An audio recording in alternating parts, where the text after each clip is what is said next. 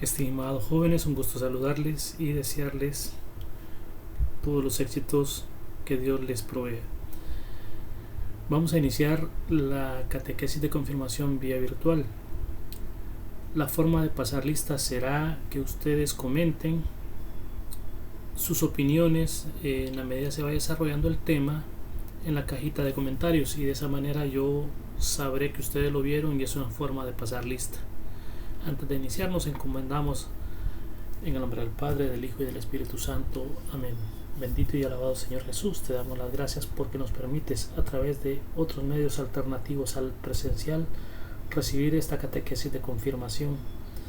Agradecerte por todas tus bendiciones, por todo tu amor, por toda tu protección, Señor.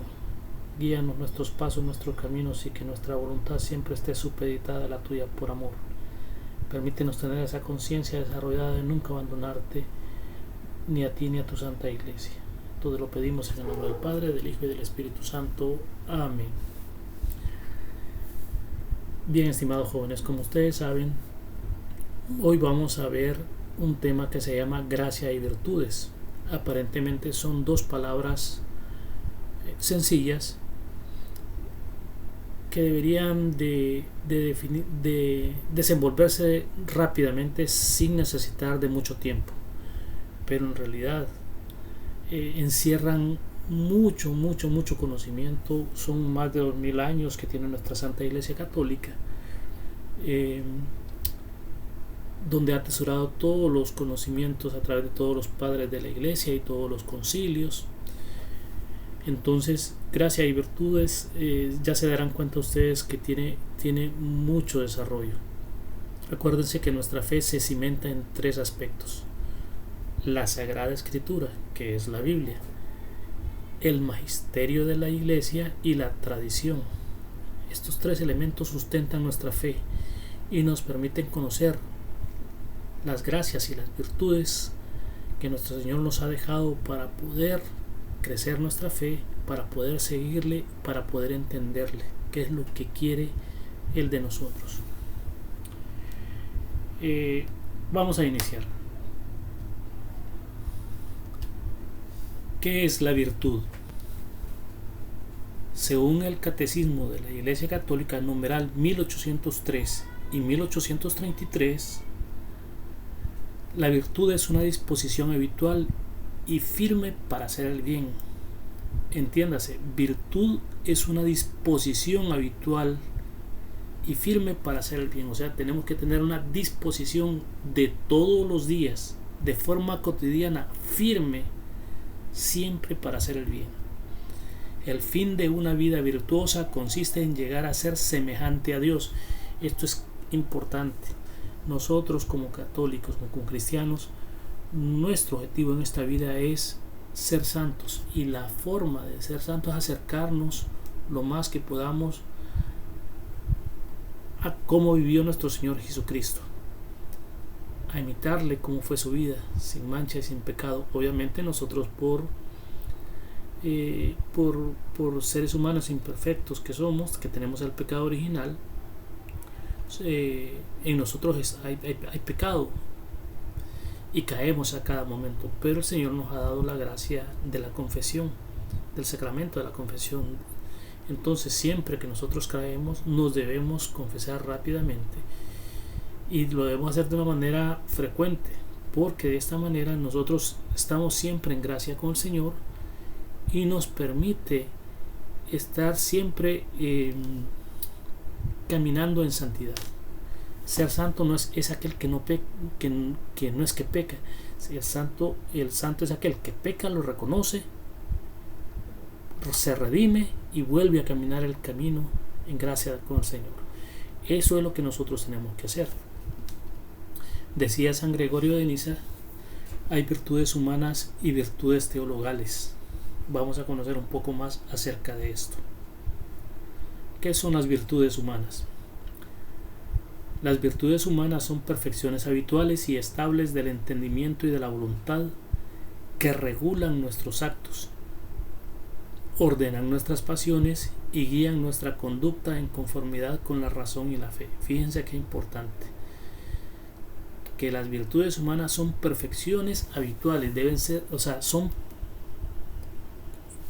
actos perfectos, correctos y que deben ser habituales y deben ser estables en nuestra conducta y en nuestra forma de ser. También en el entendimiento y en la voluntad, o sea, cada vez que nosotros hacemos estos actos deben ser puros de conciencia, deben tener un propósito de amor. No podemos pretender querer hacer un bien en apariencia cuando nuestra pureza de intención es mala.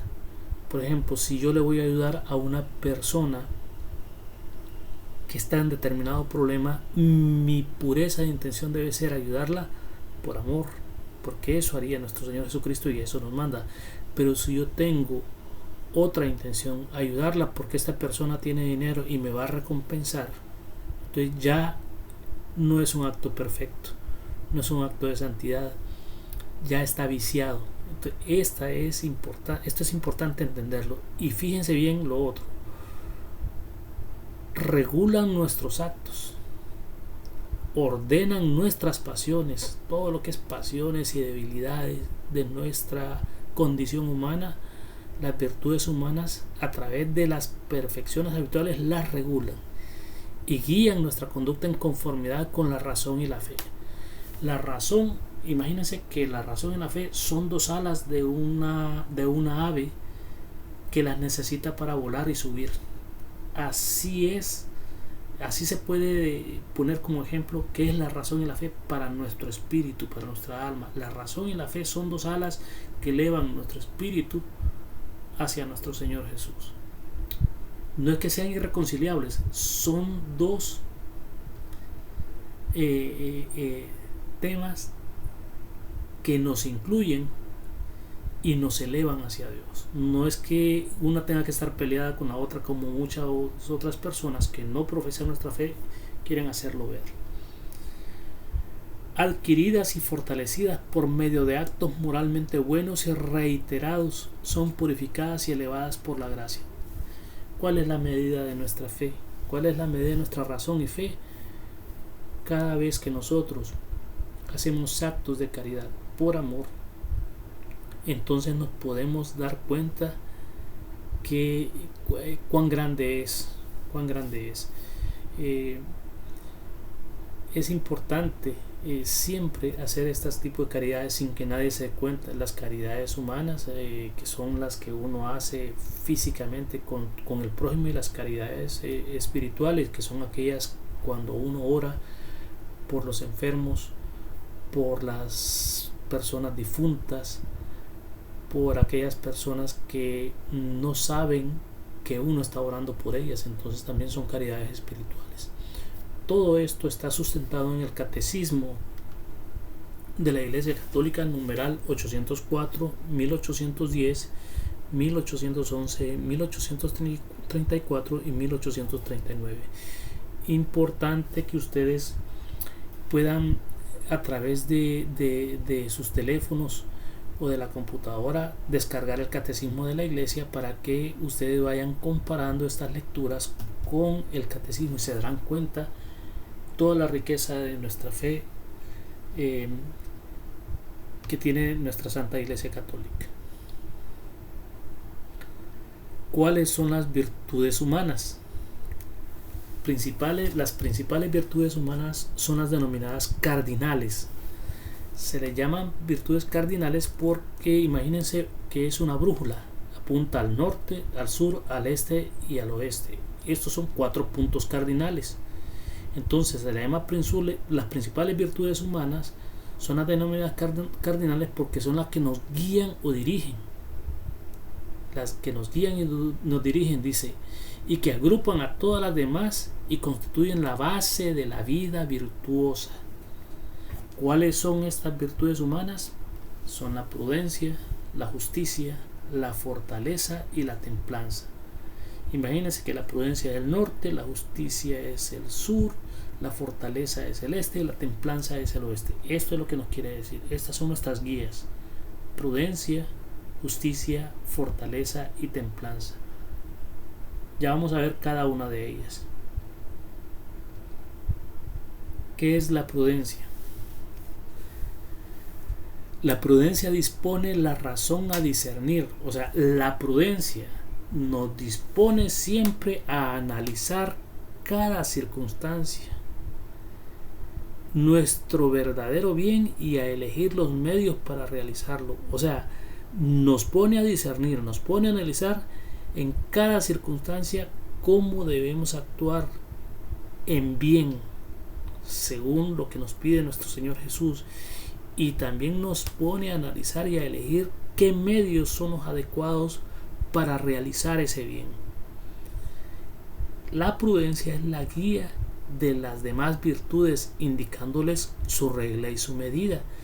La prudencia es aquella que nos dice: quiero hacer un acto de amor con esta persona, o quiero hacer un acto de caridad de esta manera, lo voy a hacer así, así, así, que nadie se dé cuenta, sin hacer promoción de lo que voy a hacer, voy a utilizar estos medios, tengo que analizar si este acto de caridad tengo que hacerlo toda la vida con esta persona o este prójimo, o solo va a ser temporal porque esta situación la va a superar. O sea, y lo tengo que hacer porque me mueve el amor. Entonces es ponernos a pensar, a analizar cómo lo vamos a hacer. Eso se llama ser prudente. Imagínense todas aquellas personas que hacen el bien y lo hacen analizándolo, pero cuando ya lo hicieron, lo primero que hacen es contarlo. Faltaron a la prudencia, porque la caridad es un acto de amor que queda entre Dios y cada uno de ustedes. Si uno lo comenta, lo publica, lo promociona, se toma una fotografía haciendo esa obra de caridad, eso ya fue pagado, ya prevaleció nuestro ego, nuestra soberbia, nuestro orgullo, nuestra vanidad, y esto ya no tiene nada que ver con ese fruto de amor que Dios nos pide a cada momento. ¿Qué es la justicia? La justicia consiste en la constante y firme voluntad de dar a los demás lo que es debido. O sea, todos tenemos que en la medida de nuestras posibilidades dar a los demás lo que es debido. La justicia para con Dios se llama virtud de la religión.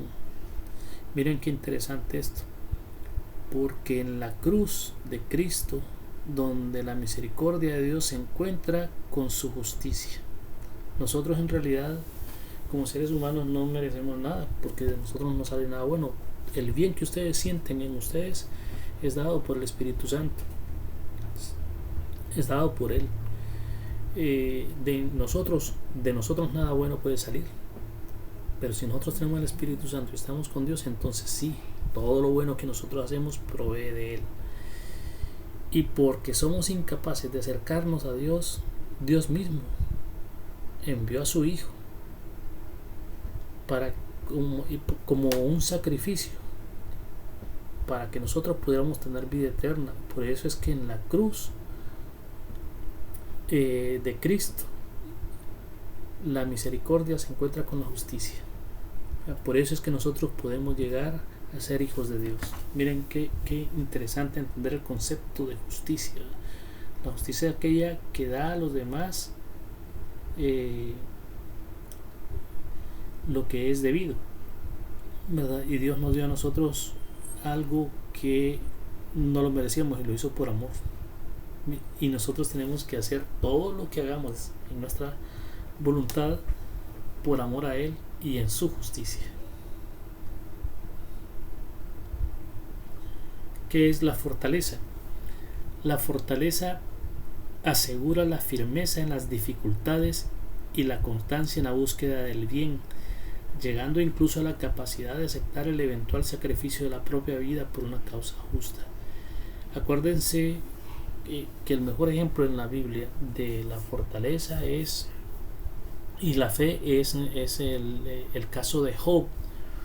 Job, que era muy querido por Dios, era un hombre rico, Dios lo había bendecido con una bonita familia, propiedades, dinero. Job lo tenía todo, alababa y adoraba a Dios, era un buen ejemplo en toda la región. Y Satanás un día le dijo: Job es así porque le das todo. quítale todo y ya verás cómo te maldice.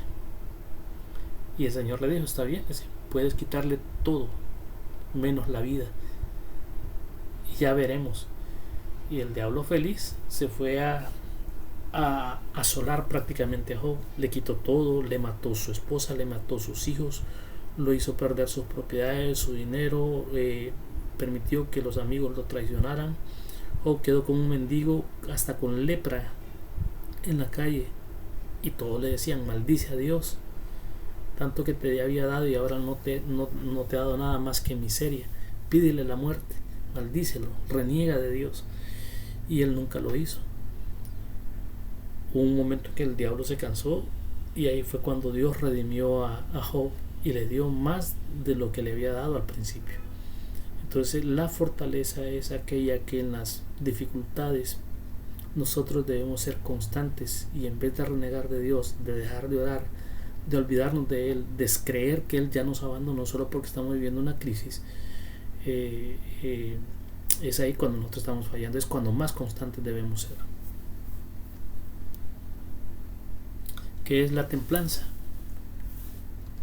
La templanza modera la atracción de los placeres, asegura el dominio de la voluntad sobre los instintos y procura el equilibrio en el uso de los bienes creados. ¿Cuál es la virtud que se antepone a la lujuria y a los placeres del cuerpo? La templanza, porque la templanza nos modera las atracciones de los placeres y el dominio de la voluntad ante cualquier instinto, y nos procura equilibrio.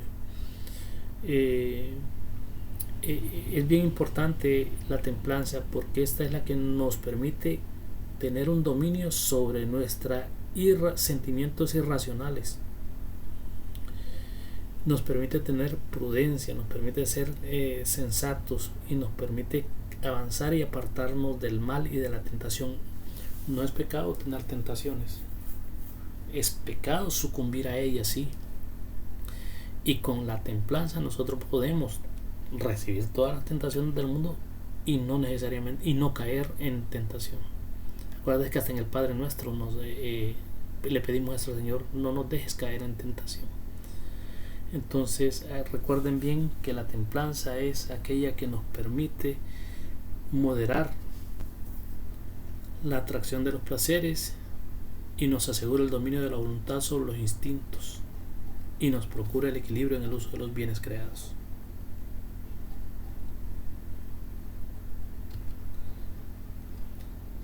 ¿Qué son las virtudes teologales? Fíjense bien, ya vimos las virtudes humanas, ahora vamos a ver las virtudes teologales. Las virtudes teologales son las que tienen como origen, motivo y objeto inmediato a Dios mismo. Infusas, o sea, que están dentro del hombre con la gracia santificante, nos hacen capaces de vivir en relación con la Santísima Trinidad, y fundamentan y animan la acción moral del cristiano, vivificando las virtudes humanas. Son la garantía de la presencia y de la acción del Espíritu Santo en las facultades del ser humano. O sea, la presencia de las virtudes teologales en cada uno de nosotros, infusas desde el bautismo, son la garantía de la presencia y de la acción del Espíritu Santo en cada uno de nosotros. ¿Cuáles son esas virtudes teologales? Son 3, y cada vez que nosotros estamos rezando a un rosario, ahí las mencionamos. Son la fe, la esperanza y la caridad, y vamos a conocer cada una de ellas. Entonces cada vez que nosotros rezamos un rosario, al inicio rezamos un Ave María por la fe, un Ave María por la esperanza y un Ave María por la caridad, que son las 3 virtudes teologales que nos permiten tener la garantía de la presencia y de la acción del Espíritu Santo en nuestras facultades.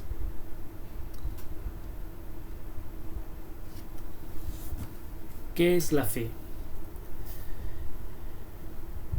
La fe es la virtud teologal por la que creemos en Dios y en todo lo que Él nos ha revelado y que la Iglesia nos propone. Creer dado que Dios es la verdad misma. Acuérdense que nuestra Santa Iglesia está definida como columna y estamento de la verdad. Así la define el Señor. Entonces nosotros debemos creer en Dios, en todo lo que nos ha revelado, y que la Iglesia nos propone creer, dado que Dios es la verdad misma. Por la fe el hombre se abandona libremente a Dios. Por ello el que cree trata de conocer y hacer la voluntad de Dios, ya que la fe actúa por la caridad. Miren, me ha tocado en otras ocasiones, cuando me ha tocado dar charlas a parejas que se van a casar, cuando tocamos la parte de la sexualidad, muchas de estas parejas nos han dicho de que no están de acuerdo con lo que estamos catequizando, porque la sexualidad, según, y ya empiezan a mencionar muchos datos científicos, muchos psicólogos famosos hablan de que la sexualidad se debe experimentar de esta manera, así, y que es totalmente contraria a lo que nuestra fe y la Santa Iglesia nos pide, cómo abordemos la sexualidad dentro del matrimonio. Entonces yo les hago una pregunta a ellos. Bueno, fíjense qué cosa, ¿verdad? Permitimos que Dios ingrese a todas nuestras áreas de nuestra vida, menos al área sexual. Ahí no tiene la razón Dios ni la Iglesia. Entonces, si estamos pensando de esa manera, entonces debe haber un llamado de atención. ¿Qué clase de cristianos somos? Yo debo permitirle a Dios que entre en mi vida en todas las áreas habidas y por haber, y debo dejarme infundir por Él, llenar de Él y seguir su santa voluntad por amor. Cuando nosotros tenemos esa convicción, no vamos a tener por qué entrar en conflicto.